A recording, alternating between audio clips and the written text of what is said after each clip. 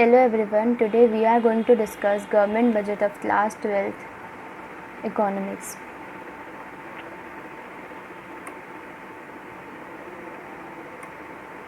Meaning of government budget, objectives of government budget, components of government budget, budget receipts and budget revenue. This is the topic that we are going to study in this lecture.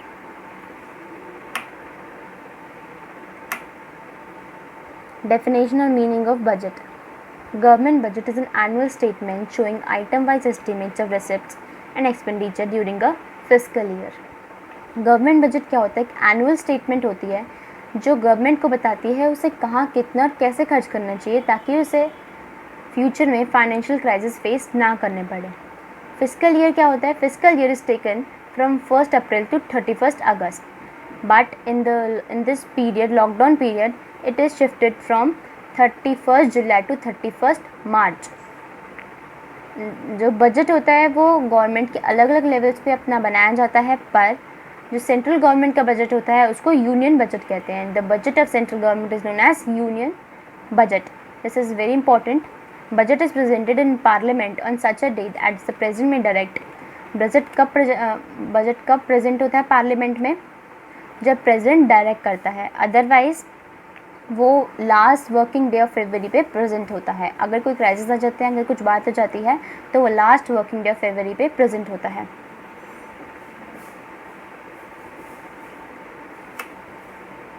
Objectives of government budget.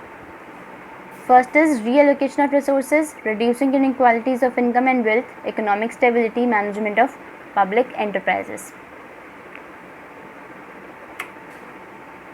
So let's study in detail. Reallocation of resources. Government aims to reallocate resources in accordance with the economic and social priorities of the country.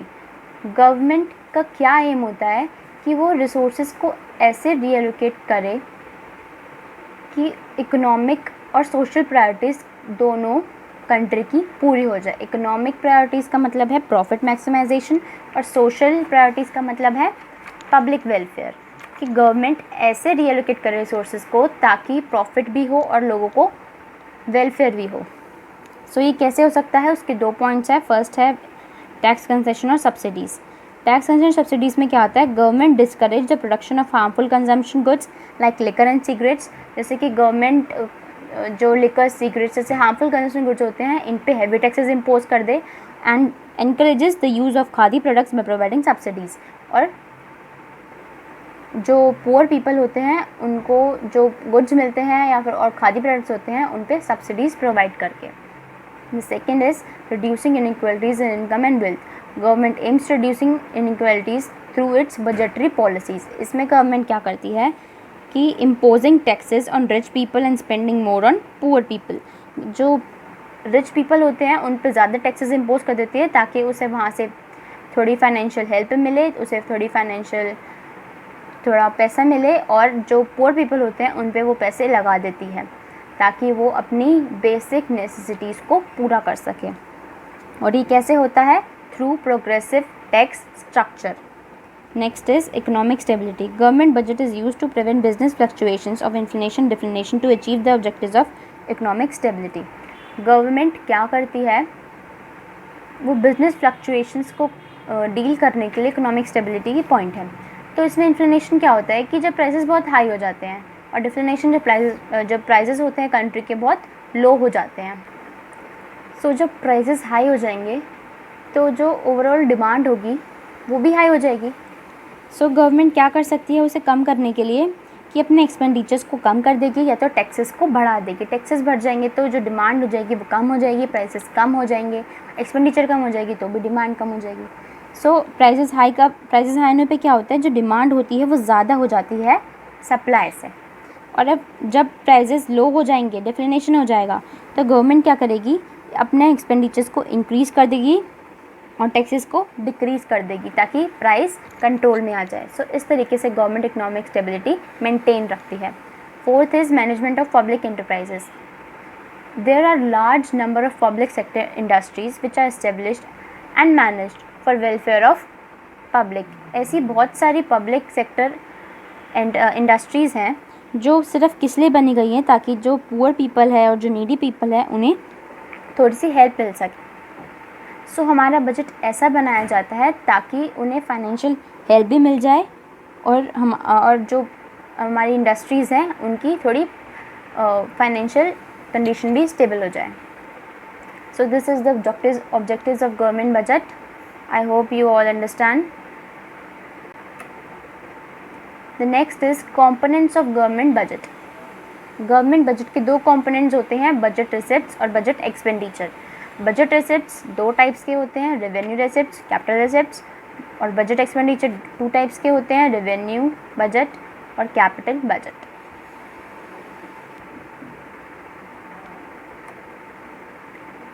First, we will study budget receipts. In budget receipts, budget is of two types. First is revenue receipts, second is capital receipts. अब revenue receipts में क्या आती है, tax revenue और non tax revenue. Capital receipts में क्या आती है, borrowing, recovery of loans and other receipts. So हम next slides में इसे deeply discuss करेंगे.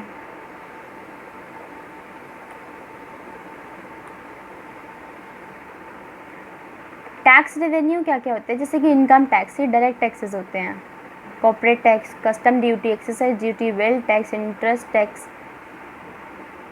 इन द नेक्स्ट स्लाइड्स इन्हें हम बहुत अच्छे से डीपली स्टडी करेंगे. First I will give you a flow chart ताकि आप इसे ध्यान से अच्छे से समझ सकें. अब budget receipts, it refers to the estimated money receipts of the government from all sources during a given fiscal year. इसके टू टाइप्स होते थे, कैपिटल रिसिप्ट्स और रेवेन्यू रिसिप्ट्स. तो हम रेवेन्यू रिसिप्ट्स को स्टडी करेंगे. अब revenue receipt refer to those receipts which neither create any liability nor cause any reduction in the assets of the government. Revenue receipts क्या होती हैं कि जिनकी वजह से ना ही कोई लायबिलिटी हमारी क्रिएट हो और ना ही हमारी एसेट्स में कोई रिडक्शन हो, वो होती है रेवेन्यू एसेट्स. एसेट्स मतलब कि हमारे कुछ फिक्स्ड, जैसे कि लैंड हो गई या फिर स्टॉक्स हो गए, शेयर हो गए, सब एसेट्स होते हैं, ना ही उसमें कुछ फ़र्क पड़े और ना ही लायबिलिटीज़ में, तो वो होती है हमारी रेवेन्यू एसेट्स. जैसे कि एग्जांपल में लेते हैं हम, tax levied on the government are revenue assets as they do not create any liability. जैसे कि टैक्स लेवाइड, टैक्स गवर्नमेंट पे लगना, ये एक रेवेन्यू रिसिप्ट्स है क्योंकि ये कोई लायबिलिटी क्रिएट नहीं करती है. जैसे और sales of shares of public enterprises is not a revenue receipts as it leads to a reduction in assets of the government. अब जैसे कि जो शेयर्स होते हैं पब्लिक सेक्टर एंटरप्राइजेस के, अगर वो सेल हो गए तो ये एक रेवेन्यू रिसिप्ट्स नहीं है क्योंकि ये एक हमारी एसेट को रिड्यूस करती है. जो शेयर्स होते हैं वो एसेट्स होती हैं और एसेट्स कम होने पे हमारी जो रेवेन्यू रिसिप्ट्स होती है उस पर फ़र्क पड़ता है.